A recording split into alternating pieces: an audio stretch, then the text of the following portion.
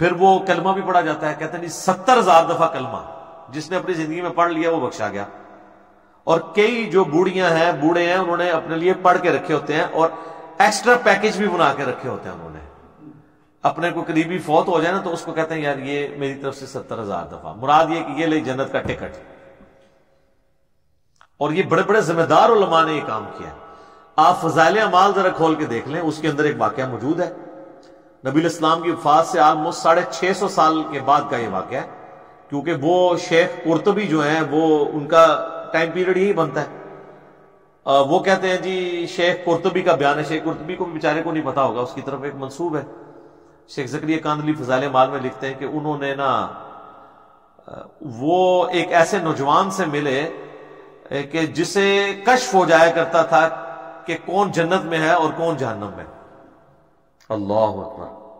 صحابہ کو نہیں ہوتا تھا. آپ حدیث سن چکے ہیں بخاری مسلم کی کہ وہ نبی الاسلام کی برکت سے وہ جو 2 قبر والوں کے اوپر جو ٹہنی کی وجہ سے عذاب کی تخفیف ہوئی، صحابہ کو نہیں پتا چلا کہ اس کے اندر کیا ہو رہا ہے.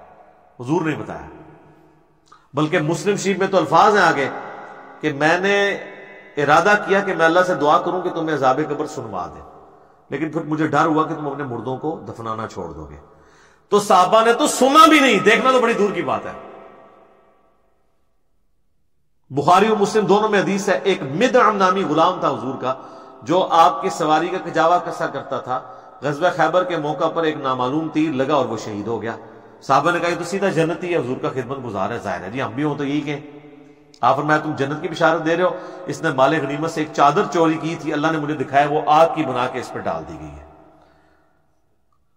اب باقی اصحاب میں سے اگر کسی نے ایک رسی بھی چھوٹی سی یہ سمجھ کے اٹھائی کہ مال غنیمت میں اس کی کیا ویٹیج ہے اور گھر لے گیا تھا، فوراً گھروں کو باغے لا کے حضور کے پاس جمع کروائی کہ بھئی یہ آپ ہوتے تو آپ کہتے جو کچھ بھی ہے تیرے محبوب کی امت سے ہے.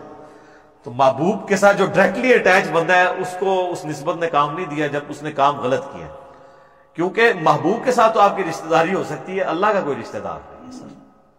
اللہ کے ساتھ کسی کی رشتہ داری نہیں ہے.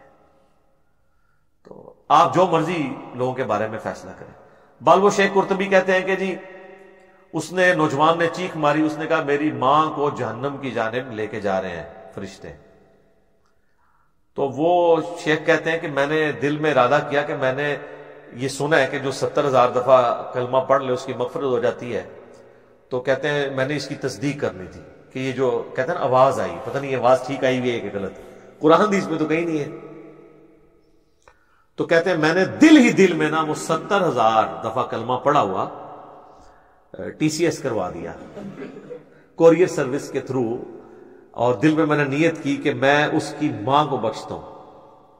کہتے ہیں تھوڑی دیر بعد وہ نوجوان مسکرانا شروع ہو گیا کہ وہ 70,000 دفعہ کلمہ اس سے پہنچ گیا، اس کی وجہ سے اس کے لیے جنت کا فیصلہ ہو گیا.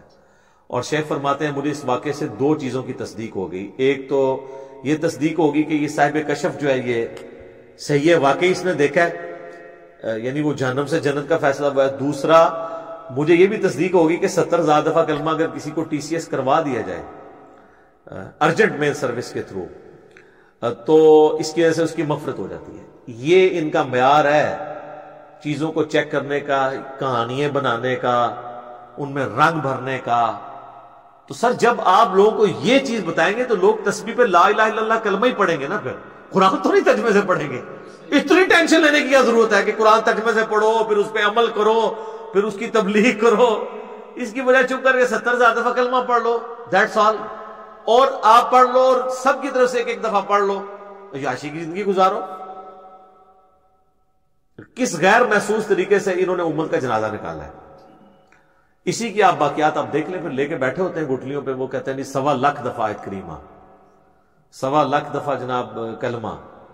اور پھر باقاعدہ جب دعا ہو رہی ہوتی ہے تو اس میں بتایا جاتا ہے کہ اتنے قرآن، اتنا کلمہ، اچھا جی، اور پھر یہ بتایا جاتا ہے جی تیسرا کلمہ اتنی دفعہ. تیسرا کلمہ لانا سے آتا ہے نا، پہلا کلمہ اتنی دفعہ، دروش شریف اتنی دفعہ. اور جو بیچ میں کچھ لچ تلنے والے ہوتے ہیں نا وہ دعا کے دوران بھی کہہ دیتے ہیں کہ اے جی 1000 دفعہ جڑنا سورہ اخلاص میں نہیں تو پوری پاؤ. کیونکہ انہوں نے پڑھا ہے یا نہیں ہے، مان وہ انہوں نے کرنا اس لیے ہوتا ہے کہ مطلب وہ جو لواحقین ہیں ان کو پتہ چلتا ہے کہ اس نے بھی لچ طلب ہے، اور بعض اوقات تو پوری لسٹ بن کے آتی ہے نا، اس میں نام بھی پڑے جاتے ہیں کہ اس نے یہ کیا، اس نے یہ کیا، اس نے یہ کیا. تو اگر کسی کا نام سکپ ہو گیا تو وہ اس طریقے سے بھی اپنی انٹری لگواتا ہے. جو لوگ ظاہر ہے کہ جی بغیر وضو کے صرف رشتہ داری نبھانے کے لیے جنازے پڑھ دیں، ان سے آپ کچھ بھی ایکسپیکٹ کر سکتے ہیں.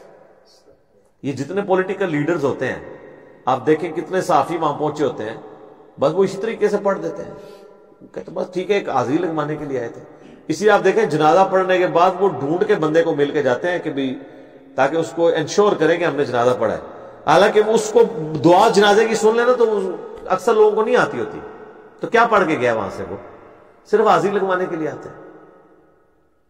تو یہ ساری ایکٹیویٹیز جو ہے دین کے اندر خود سے انہوں نے انجیکٹ کی ہیں، اس کی کوئی دلیل موجود نہیں ہے.